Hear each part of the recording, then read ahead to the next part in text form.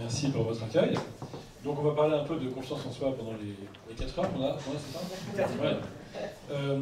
Et pour commencer tout de suite par entrer dans le vif du sujet, la confiance en soi porte mal son nom. En tout cas, c'est ma thèse.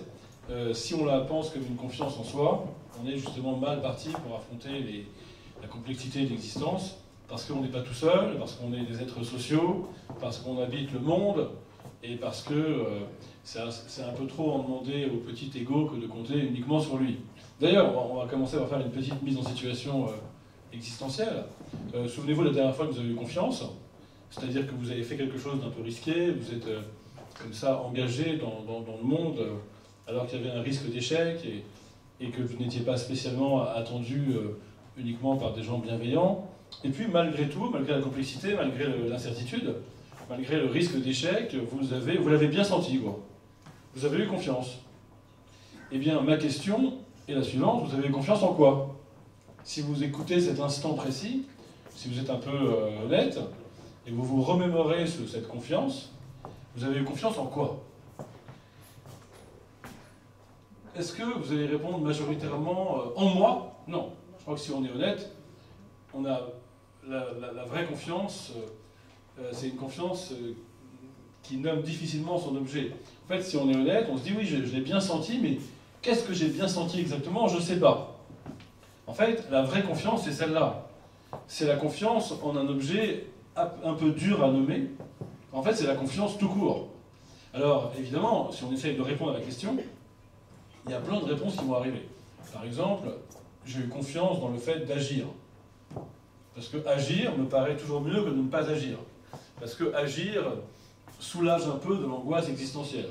Alors on pourrait se dire que j'ai confiance en l'action. Déjà, avoir confiance en l'action, c'est pas exactement avoir confiance en soi. On pourrait se dire aussi, j'ai confiance en les autres, par exemple, avant d'avoir confiance en moi. Parce que à partir du moment où je vais faire ce que je vais faire, les autres vont réagir, les autres vont peut-être m'aider, peut-être avoir des bonnes idées, et finalement prolonger une action que j'aurais simplement initiée. Donc voilà, confiance en l'action, confiance en les autres. On peut aussi avoir confiance en la chance, qui se provoque. Hein. Si on fait rien, on n'aura jamais de chance. Donc on peut se dire, bah j'y vais, parce que voilà. D'ailleurs, entre parenthèses, on peut être d'ailleurs libéré de cette capacité d'action par une assez faible estime de soi. Bon, souvent, on dit oui, confiance en soi, estime de soi, il faut avoir une bonne image de soi pour agir. Je ne suis pas sûr, en fait, je remarque autour de moi, notamment parmi mes élèves d'ailleurs, que beaucoup d'individus ont une estime d'eux assez moyenne. Ils ne se voient pas tellement en haut du panier, plutôt dans la norme, voire en dessous, mais justement, ça les détend. Et tant qu'à faire, bah, ils font des choses parce qu'ils n'ont pas vraiment une haute estime d'eux-mêmes et ça les libère. Et à l'inverse, vous avez aussi plein d'individus qui ont une très haute estime d'eux-mêmes, hein, ça, ils pensent qu'ils sont super, quoi. Mais du coup, pour être sûr de ne pas être démentis par le réel, ils font rien. Et donc, moi je vous propose de décorréler estime de soi et confiance en soi. L'estime de soi, c'est une notion de psychologie assez vague, c'est le regard que je porte sur ma valeur un peu abstraitement. La confiance dont on parle là, c'est pas ça. C'est la capacité à y aller. Hein, le secret de l'action, disait Alain, c'est de s'y mettre. Donc comment je fais pour y aller dans un univers incertain, alors que je maîtrise pas tout? Et précisément, la confiance, c'est de réussir à y aller alors qu'on maîtrise pas tout. Je suis sûr que ça vous surprend, parce que certains se disent peut-être, pour avoir confiance, il faut être ultra préparé et y aller quand on sait très bien le faire. Du coup, j'ai confiance, parce que j'ai déjà réussi 15 fois la chose que j'entreprends maintenant. Et ben non, c'est pas de la confiance, ça. C'est juste de la compétence. La compétence, c'est de réussir à faire facilement ce qu'on sait très bien faire. Mais la confiance, c'est pas ça. Hein, si c'était simplement de réussir à entreprendre quelque chose que j'ai déjà réussi 50 fois, j'aurais pas besoin de confiance. La compétence suffirait. Donc c'est quoi la confiance? Ben, c'est d'oser entreprendre quelque chose qu'on n'a pas encore réussi. Ou alors qu'on a réussi partiellement. Mais évidemment, le paradoxe, c'est que comment on fait pour oser entreprendre quelque chose qu'on n'a pas réussi 50 fois? Eh bien, il faut quand même se rassurer dans une sorte de compétence, dans une répétition. Et c'est cette répétition qui va nous permettre d'avoir confiance en soi, finalement. Mais cette confiance, elle va être utilisée pour sortir, au fond, de cette zone de compétence, pour sortir de cette zone de confort. Donc, en vérité, oui, il faut être compétent, mais pour sortir de la compétence. Il ne faut pas être compétent pour rester dans la compétence. Dans ce cas-là, on ne sera que compétent et jamais confiant. On le voit très bien quand on est prof. Il y a plein d'élèves qui sont très très compétents et qui n'ont pas confiance en eux. Et alors, à 3 jours du bac, à 15 jours du bac, il dit ouais, mais monsieur, c'est le bac philo, il y a 25 notions, on n'en a fait que 9. Vous n'étiez jamais là, et maintenant c'est le bac. Mais alors, quelle idée, quoi, de vouloir faire les 25 notions? Est-ce qu'on traite mieux une notion parce qu'on a un cours sur une notion? Bien sûr que non. Souvent, quand on a un cours sur une notion, on va réciter le cours, mais on va un peu rater le sujet qu'on n'aura pas lu vraiment. Du coup, je disais aux élèves, oui, mais c'est simple. Pourquoi tu veux boucher les trous? Pourquoi tu veux l'exhaustivité? Pour te rassurer. Mais on a fait 9 notions sur 25, mais est-ce que sur ces 9 notions, il y en a une que tu as vraiment aimée? Ouais, c'est pas la question, je voudrais faire celle qu'on a parfaitement. D'accord, mais est-ce qu'il y a une notion que tu as vraiment aimée? Ok, j'ai vraiment aimé la liberté. Très bien. Et ben jusqu'au bac, tu relis ton cours sur la liberté. Pourquoi? Parce que tu vas être dans un élément qui te fait du bien, qui te rassure, qui t'éveille, et tu vas te sentir en confiance. Et riche de cette confiance, tu pourras traiter d'autres sujets. Pas nécessairement des sujets sur lesquels il y a un cours, mais des sujets que tu te sentiras capable d'oser traiter, parce que ce que tu auras répété t'aura mis assez en forme pour oser sortir de la répétition. Donc en fait, tout l'enjeu de la confiance, c'est d'apprendre à répéter, mais pour sortir de la répétition. En fait, c'est assez subtil comme distinction. Soit on répète en se disant que je répéterai le moment difficile, et dans ce cas-là, on sera surpris au moindre imprévu, et on perdra ses moyens. Soit on se dit, au moment où on s'entraîne, on se dit je répète, mais en sachant très bien que l'enjeu, c'est de sortir de la répétition. Je prends une petite gorgée de champagne, parce que finalement, c'est la fête, non? Je pense que j'avais la gorge un peu sèche. Voilà. Alors du coup, prenons un exemple concret. Vous êtes français, et les Français sont traumatisés par la prise de parole en public. Dans les enquêtes, ils déclarent souvent, dans ce qui les angoisse le plus au monde, la prise de parole en public est parfois classée, pour 35% des Français, devant la mort. Parce que la mort, tout le monde se dit ça ne dure pas longtemps, et puis après j'ai plus à assumer. Alors que la prise de parole en public devant ma boîte, alors que je suis mis à nu, mis à mort, crucifié, exposé, etc. Vous voyez le genre. Du coup, c'est le sujet. Manque de confiance en soi qui fait que j'ose pas prendre la parole en public et que j'estime que je vais être jugé. Et que je vais être épinglé dans une... je vais être jugé, je vais être ridiculisé, etc. Alors, il y a des mauvais coachs qui vont dire, ok, moi je vais t'apprendre la confiance, on va tellement répéter le speech que tu vas être tellement prêt que du coup tu auras confiance, que tu seras prêt. Autrement dit, on va tellement te préparer que tu seras prêt. Et donc c'est l'illusion de la confiance de dire que quand on est prêt, on a confiance. Parce que la vérité, c'est qu'il faut y aller quand on n'est pas prêt. C'est ça la confiance, c'est d'y aller quand on n'est pas prêt. Mais il faut être suffisamment préparé pour réussir à y aller sans être prêt. Mais suffisamment préparé pour réussir à y aller sans être prêt, c'est la vraie vie. C'est la définition de la vie. Si vous avez une rencontre avec quelqu'un, une rencontre amoureuse, vous n'êtes jamais prêt. Mais vous êtes assez préparé pour oser y aller, pour oser aller vers l'imprévu. La vie vous prépare à assumer l'imprévu, à affronter l'imprévu. Mais c'est une illusion de penser qu'on va être rassuré jusqu'au point de penser qu'il n'y aura plus d'imprévu. Dans ce cas-là, ce ne serait pas de la confiance humaine, ce serait une vie de robot, une vie de logiciel, ce serait une vie de machine. Et la vraie confiance, c'est la confiance humaine. C'est-à-dire qu'en fait, ce que je suis en train de vous dire, c'est qu'être confiant, ça ne veut pas dire être sûr de soi. Ça ne veut pas dire être fin prêt. Ça veut dire accepter une part de doute et d'incertitude, qu'elle ne soit pas un frein trop grand, qu'elle devienne éventuellement un moteur, et donc accepter une forme d'impréparation. Donc je reviens à la prise de parole publique, l'exemple. Si cette personne vous dit, on va répéter ensemble ton discours, tu vas l'apprendre par cœur et tu vas le répéter avec moi 44 fois. Et du coup, il y aura 7 points de fixation, et puis après, tu seras prêt. Et tu ne pourras pas te planter, parce que tu le connais par cœur, il ne pourra rien t'arriver. Eh bien, c'est faux. Il pourra arriver plein de choses qui arrivent tout le temps à un conférencier comme moi dans ces métiers. Il arrive plein de choses incroyables.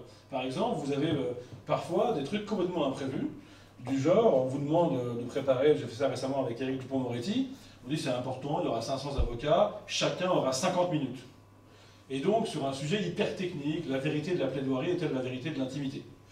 Et on arrive, et puis pour plein de raisons d'organisation, eh ben, au moment de prendre la parole, on dit en fait c'est à 20 minutes, pas à 50 minutes. Donc si vous avez appris un truc par cœur dans la maîtrise de la préparation, comment vous voulez switcher 50 minutes en 20 minutes? C'est impossible. Autre exemple qui arrive tout le temps, c'est des regards bizarres. vous vous en rendez pas compte, c'est pas votre métier, mais il y a des gens bizarres, ils vous fixent hyper bizarrement, et parfois avec de la haine d'ailleurs. Visiblement, ils ont déplacé, ils voient quelqu'un d'autre, et donc c'est très déstabilisant, quelqu'un vous transperce une sorte de haine comme ça. Ou alors un coup de téléphone qui sonne, j'ai vu ça récemment il y a quelques jours, un aboiement de chien, et un mec qui dit c'est ma femme, et tout le monde est mort de rire, truc pas très fin. Et donc, comment vous voulez appréhender cet imprévu avec confiance si vous êtes dans l'illusion d'être préparé à ça? Bien sûr que vous n'êtes pas préparé. Donc toute la question, c'est comment j'accepte de ne pas être prêt. Et bien sûr, à cela, je me prépare. Au fond, c'est la définition de la philosophie, que vous avez déjà entendue. Philosopher, c'est se préparer à mourir. Ben, c'est la même idée. Vous ne croyez quand même pas que les philosophes comme Montaigne ou Socrate ou les stoïciens sont assez bêtes pour penser qu'on va se préparer à mourir au point d'être prêt? Est-ce que vous croyez que quelqu'un d'intelligent pourrait dire ça? Oui, alors je vais te préparer, on va faire une petite formation. Et puis comme ça, quand la mort viendra taper au carreau, tu seras prêt. Tu diras au revoir à tes enfants, au revoir à la beauté du monde, au revoir aux bouteilles de pommard, au revoir à l'amour sensuel, au revoir au soleil. Tu seras prêt, quoi. Tu seras bien préparé. Ben, bien sûr que non, on ne sera jamais prêt. Donc toute la question, c'est de bien vivre, de ne pas trop mal vivre, le fait qu'on ne sera pas prêt, et d'être préparé à endurer de manière heureuse le fait qu'on ne sera pas prêt. Et ben c'est exactement ça la confiance. C'est-à-dire, c'est pas du tout le fait d'avoir éradiqué le doute et d'avoir dissipé l'incertitude, c'est le fait d'aimer le doute qui reste et d'aimer l'incertitude qui reste. Même si, évidemment, ma préparation, et puis au fond mon intelligence, m'ont conduit à essayer de réduire le plus l'incertitude. Par exemple, si vous financez un projet, bah, vous essayez de réduire l'incertitude. Mais vous savez très bien, parce que c'est votre métier, parce que vous aimez aussi le risque, que c'est pas parce qu'on fait tout pour réduire l'incertitude qu'on la réduit à zéro. Mais alors la question, c'est qu'est-ce que je fais de l'incertitude qui reste? Si je suis mal élevé dans cette philosophie de la confiance, je ne vais pas l'aimer, je vais haïr l'incertitude qui reste. Donc je vais trembler devant l'incertain et je vais manquer de confiance. Si à l'inverse, j'ai appris cette philosophie de la confiance, j'arrive à développer une double attitude. D'un côté, j'anticipe et je réfléchis pour réduire l'incertitude, mais de l'autre, j'apprends à aimer l'incertitude qui demeure. C'est-à-dire, au fond, j'ai le sens du risque. Non pas l'amour du risque, qui serait la témérité d'une tête brûlée qui ne cherche pas à réduire l'incertitude, mais le sens du risque, qui est que je mesure le risque et je le prends en conscience, je le prends en connaissance de cause. Au fond, je le prends en confiance, vous voyez, en conscience et en confiance. Mais je sais que je peux me planter. Ça fait partie du champ du possible. C'est la vraie vie, au fond. Il n'y a aucune assurance de ne pas se planter. Eh bien, la confiance, c'est au fond, de bien vivre, même mentalement, la possibilité de l'échec. Et c'est pourquoi mes deux derniers livres s'enchaînent. En fait, les vertus de l'échec, puis la confiance en soi. On se dit, ah oui, c'est pas très logique. Pourquoi ce serait la suite logique des vertus de l'échec de dresser une philosophie de la confiance? Eh bien, si, c'est la suite logique, pour plein de raisons, mais notamment deux, que je vais résumer maintenant. La première, c'est que, au fond, dans toute audace existentielle, dans toute vraie décision, dans toute audace qui fait que je prends une option en n'étant pas assuré qu'elle marche, eh bien, en fait, dans toute vraie décision, tout simplement, il y a une acceptation de la possibilité de l'échec. Autrement, ce serait qu'un choix rationnel qu'un logiciel aurait permis de poser. Mais dans la plupart des situations de la vie, comme d'ailleurs votre investissement dans cette école, c'est une décision, c'est pas un choix. C'est pas un choix purement rationnel. C'est une décision, c'est-à-dire qu'il y a une part de liberté, d'engagement, d'audace, au cœur de laquelle, en fait, le fait d'avoir confiance en son projet est complètement synonyme d'avoir accepté que pour une part, il peut échouer, et d'avoir accepté joyeusement cette possibilité d'échec. Pourquoi joyeusement? Parce qu'elle indique que c'est la vraie vie, qu'il y a de l'audace, et donc qu'il y a de la liberté. Donc c'est pas rhétorique de passer de l'échec à la confiance, ça va ensemble.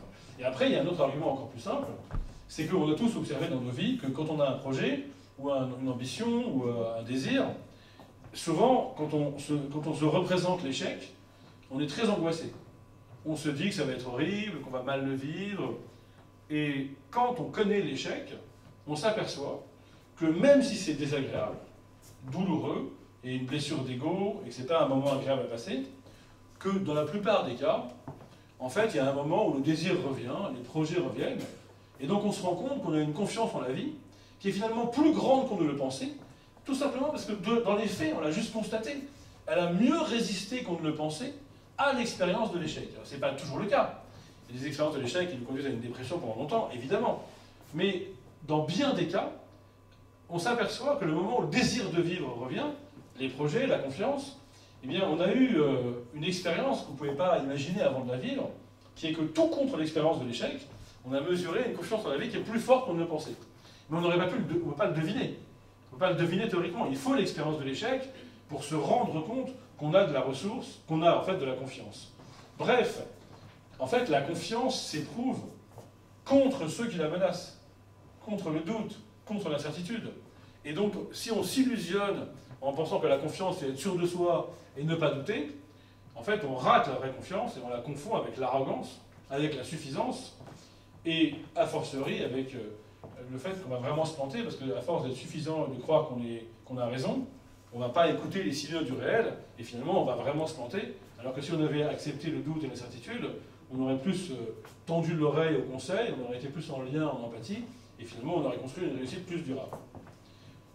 Donc malgré toute cette introduction sur le fait qu'il faut accepter le doute, il y a quand même 3 grands chemins pour nourrir la confiance. Un chemin, on va dire, de compétence, j'en ai un peu parlé indirectement, c'est ce que j'appelle la confiance technique. Un chemin relationnel, aller voir ceux qui me donnent confiance, qui me mettent en confiance, qui me font confiance, qui m'inspirent confiance.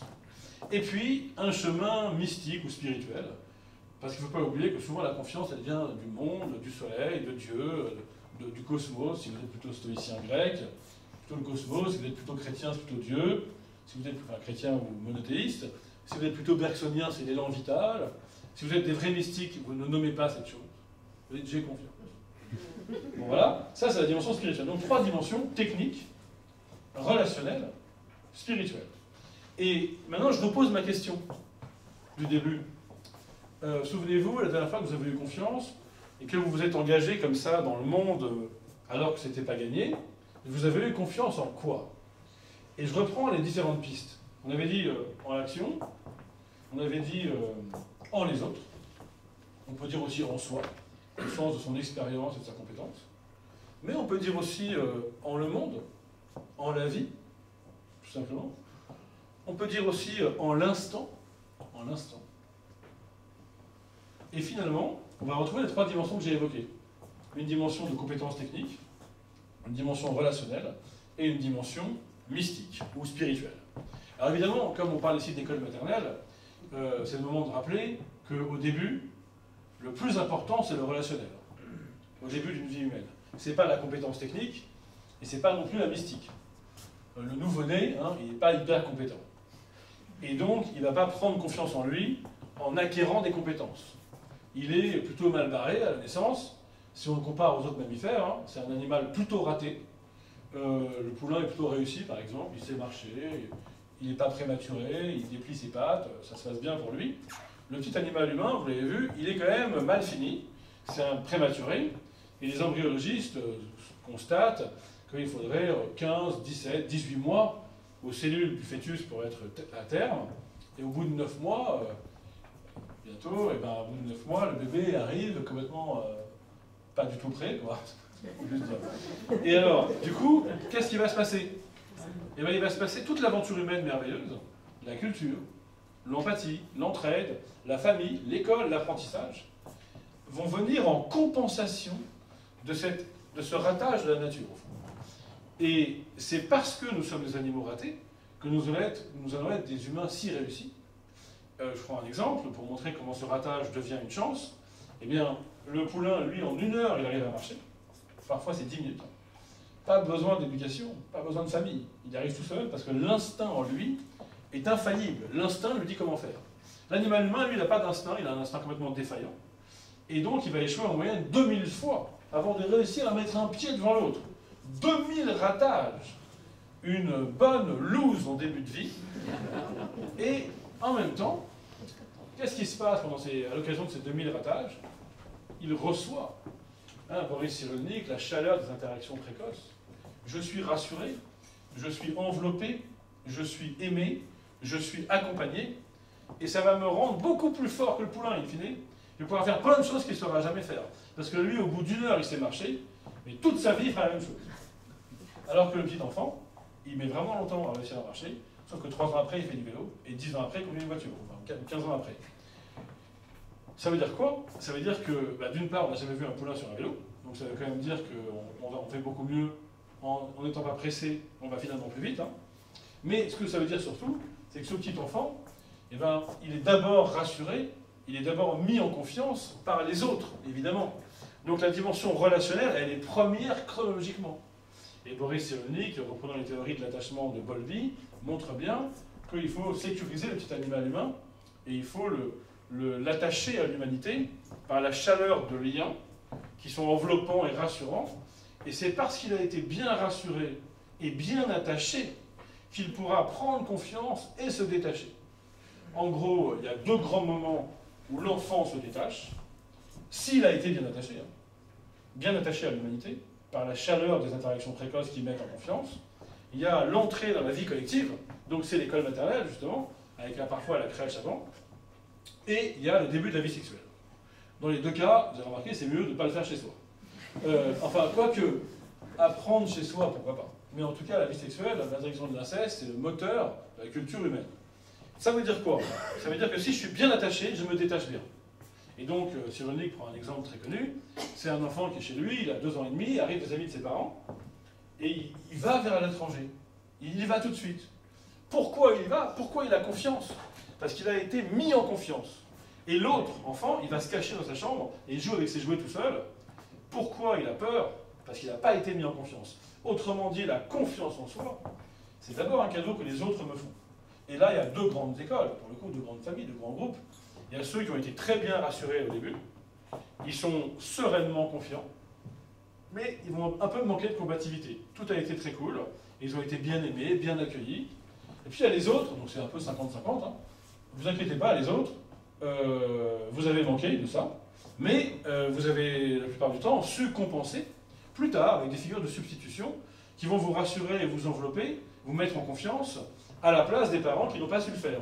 Ça peut être des amis à 14 ans, ça peut être des professeurs, ça peut être un écrivain, une rockstar que vous admirez, ça peut être aussi les premiers amants, premières maîtresses dans la vie sexuelle, ça a aussi cette fonction beaucoup. Et dans ce cas-là, si vous êtes dans ce second groupe, vous avez compensé le déficit de sécurisation intérieure du début de la vie, et dans ce cas-là, vous avez une confiance moins sereine, mais plus combative, plus rock'n'roll. En quelque sorte, toutes les rockstars sont comme ça. Elles ont d'abord manqué de sécurité affective. Aucune rockstar n'a été un enfant heureux. Toutes les rockstars charismatiques ont compensé. Et compensent sans cesse d'ailleurs. Ils sont tout le temps en train de chercher de l'amour, de chercher du lien, d'être mis en confiance. Donc, 2 catégories, ceux qui ont été très bien rassurés, qui sont confiants sereinement, mais qui vont manquer de combativité et parfois de charisme. Et les autres qui ont compensé, qui sont toujours inquiets, qui ne sont jamais sereins, mais qui sont très combatifs et qui ont une confiance très combative. Il y a une 3e catégorie, c'est ceux qui ont manqué et qui n'ont pas su compenser. Il n'est jamais trop tard pour faire une vraie thérapie. Ce n'est pas une conférence de philo qui suffit. Mais évidemment, c'est le métier de certaines personnes de s'en occuper. L'enseignement de Cyrulnik reprenant Bowlby, c'est qu'il n'est jamais trop tard.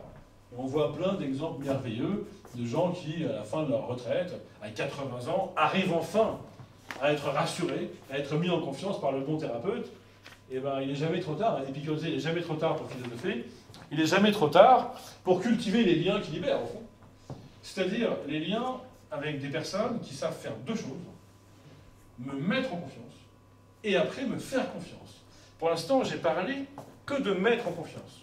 Mais il faut les 2. Donc pour vous, les maîtresses de l'école, j'enfonce une porte ouverte. Mais il faut les 2.